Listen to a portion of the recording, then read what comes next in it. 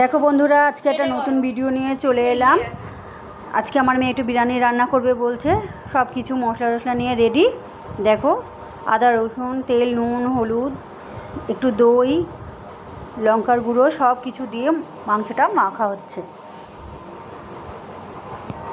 দেখো, মাংসটা একটু লঙ্কার গুঁড়ো দিলাম, দিয়ে মাংসটা মাখা হচ্ছে। দেখো, এবার কড়াইতে তেল দিয়ে আলু ভাজা হয়ে গেল, আর মাংসটা ওই তেলেই দিয়ে দিলাম।